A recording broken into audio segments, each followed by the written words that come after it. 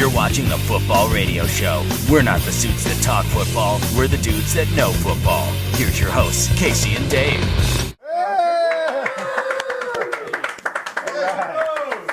Hello, and welcome to the Football Radio Show. I'm Dave Hewitt. And I'm Casey Mallon. And we're not the suits that talk football. We're the dudes that know football. And we are going to talk about a little NFL Week 7 action. It's just finished up the day games, folks. We get this thing started, Casey, with the Tampa Bay Buccaneers at the Atlanta Falcons. Atlanta wins this one 31-23. Yeah, this is a game Atlanta absolutely had to have. Yeah. Jaguars was pretty good in this game. Harry Douglas was good in this game. And, Atlanta 2-4, not buried yet. Like I said, they had to win a big win at home, and they were in the mix. And then for the wild card. Tampa Bay, lost 10 or 11 of the last 12. Brutal. And they're kind of losing in the same way, Shiano. Yeah. It's a tough situation. Doug Martin injured. Vincent Jackson with a brilliant game goes for nothing. All right, moving on. It's the St. Louis Rams at the Carolina Panthers, and this was all Panthers right from the get-go. They win 30-15. Yeah, they had control of the game pretty much. Real nice game out of Cam Newton, 15 out of 17. That's over 88% here. So a real nice, efficient game from Cam Newton, but pretty solid win for the Panthers. And then Bradford leads that game late with the injury there. It's brutal. Hopefully he's going to be okay. Okay, up next, it's the Dallas Cowboys at the Philadelphia Eagles, one of our highlighted games in the previous time. Yeah. And the Dallas Cowboys handle the Eagles' prolific offense, holding them to 3 points. They get this one 17-3, Casey. Yeah, I was really impressed with the Cowboys' defense in this one, especially the way they contained Shady there, kept him under 100 yards, and hassled Foles all day. And Deshaun Jackson only 21 yards receiving, just completely locked him down. And then Foles leaves that game late, possible concussion, who knows? But looks like it. Did just enough on offense for the Cowboys to win that game. Joseph Randle was pretty good. Des Bryant was awesome, had some big-time catches. And, Tony Romo, good once again. Had a couple picks. One was a Hail Mary at the end of the first half, and then the other one, I think the running back Tanner ran the wrong route, was where he was supposed to be. But good game, man. Get the win and leading the division. It'll be interesting moving forward. Barkley ends up getting some play time here. What quarterback is going to be ready for next week for the Eagles? Vic's got to get that hammy healthy. All right, moving on. It was Chicago Bears at the Washington Redskins. This was a crazy game, man. So much offense in this thing. Yeah. The Redskins win late, get the lead 45-41. And Jay Cutler actually knocked out of this game early, but crazy scoring game. Might have been the difference, really, because at that time it was anybody's game, certainly. RG3 with a brilliant performance, 300 yards passing, 2 touchdowns, 84 rushing yards. So we're seeing, I thought we saw it towards the end of last week. Big time. RG3 getting back into his form, moving around a little more. He said he was going to run some. He did. Jordan Reed, tight end, with another touchdown here, and Roy Halu, 3 scores. Alfred Morris, give him a little touchdown love. Come on. I know, dude. And it spoils a great game by Forte. 3 touchdowns, man. He was awesome. Yeah. And we'll see what's moving forward with Jay Cutler, man. If he's out, who knows? Yeah, that could be a bad situation for the Bears. Bad. Okay, up next, it's the Cincinnati Bengals at the Detroit Lions. This was an awesome football game, Casey. Won very late in the ball game, 27-24, with a huge Nugent 54-yard field goal. Yeah, dude, I actually thought that the Lions would win this game at home, and it was a back-and-forth battle.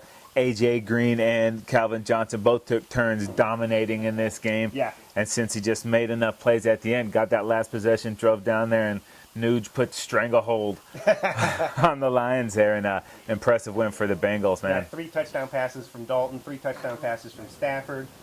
Just an excellent performance. Megatron also kicking butt in this one. Yeah, awesome game. All right, next up, it was your San Diego Chargers. They go to Jacksonville, get the win 24-6. Did what they needed to do, and Phillip Rivers was awesome in this game, dude. Yeah, 22 of 26 for Rivers, 285 and a touchdown, but that's just about 85% passing for Rivers, so a phenomenal, very efficient day.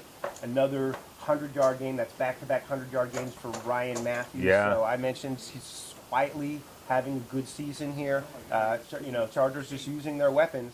Really, Henne did a pretty good job moving. The Jaguars, too, just came into the red zone. They weren't very efficient in capitalizing on their opportunities. So Chargers come away with what seems like an easy win, but it was a little tighter than the score would show, I think. Yeah. Okay, up next, it is the Buffalo Bills at the Miami Dolphins. Another very, very close game. Buffalo wins this one 23-21.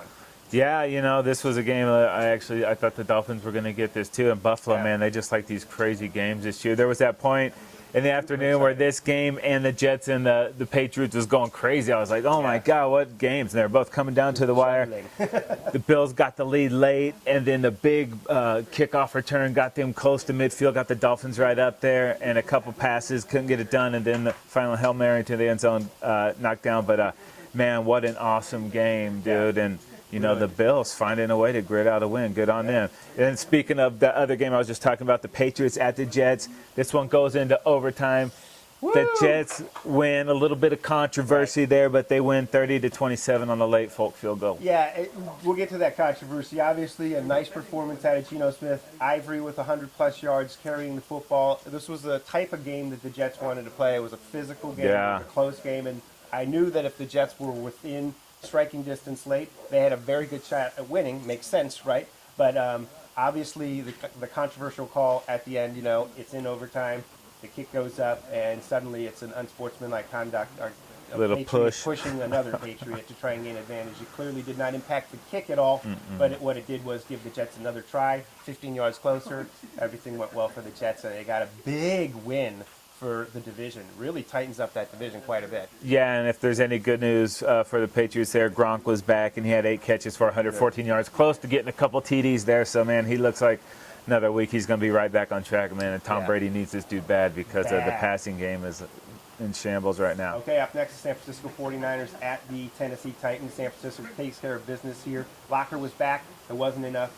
The Titans lose this one to the Niners 31-17. Yeah, and the Niners were just in control of this from the get-go. Too much offense and too much defense. And Jake Locker was back, but he didn't look like he's all the way back yet. So it's going to take a while, and that's a tough defense to come back against. Yeah. And then Chris Johnson had a pretty nice game too, but just way too much San Francisco. They were very impressive in this game. All right, up next, the Cleveland Browns at the Green Bay Packers. The Packers win this one 31-13, and this wasn't a great game either. It was a little bit closer than that score dictates, but Green Bay gets the win at home, and you'll take it. Rodgers, 3 touchdown passes. Your guy Boykin gets a score, 100 yards receiving, and obviously just a little too much Green Bay really. What about Eddie Lacy, bro? Yeah, awesome. Eddie Lacy once again. He's obviously this Green Bay Packers team has got a run game, so they're a balanced team. It's unlike the Packers of the past. This team can run. Up next, it is the Baltimore Ravens at the Pittsburgh Steelers, a AFC North divisional battle won by the Steelers. Really close, physical game. Bless ya. 19-6 here, Casey. Yeah, and this was grimy, dude. It's just like we said, it's not what it was in the past, but this is still, Steelers-Ravens, so we knew it was going to be a great game. And Pittsburgh came out and really set the tone. This was one of their best rushing games of the year so far. Le'Veon Bell looked like he's getting a little more comfortable there. And Heath Miller, him being back on the offense has really opened up the game with Sanders and Brown. So Big Ben got some targets, and they played, vintage Steelers defense. Yeah, they did. Palomalu almost gets a crazy extra yeah, that was pretty awesome. All right. Houston Texans at the Kansas City Chiefs. Everyone had this one marked down as a blowout, 4 straight losses for the Texans. And it was one more loss, but they played well. They lose 17-16, and Case Keenum gets the start, man. And there was some good with that, but not enough, man. That Chiefs defense is awesome, dude. Gave them something to think about moving forward, whether they want to keep going with this guy. Kansas City Chiefs, late in that game, go for it on 4th down, and don't capitalize. Yeah. And that door open for the Texans, and they almost kicked it in. They just that Chiefs defense just a little too powerful. I guess they racked up a handful of sacks, and a late sack fumble really kind of shut the door on this one. But another great performance by Jamal Charles. The cluster really played well in this one. And Alex Smith, I thought, had a real nice game, too. He had to do a little more in this game as it was a tighter game. And nice performance for the Chiefs. Gets a 7-0. Wow. Yeah, man. And it gets a little worse for the Texans. They lose Arian Foster to an injury. We're not sure how long or how bad it is at this point, but that's brutal news for those guys. So, absolutely. But at least Keenum's a bright spot there. Yeah. And, obviously Andre Johnson, Hopkins, they're, pretty exciting players as well. They just need a quarterback to get them the ball consistently rather than getting it to the other team. Yeah. Okay. That would be good. All right. And that is going to do it for our Sunday recap. Up next, we still got the Monday night game. You can check out the preview for that on footballradioshow.com. Don't forget to subscribe to our YouTube channel. Hit the subscribe button, hit the like button, the thumbs up button for us. We are the football radio show. We've got you covered. I'm Dave Hewitt. And I'm Casey Mallon. And we are out of here. Enjoy the action, people. Peace.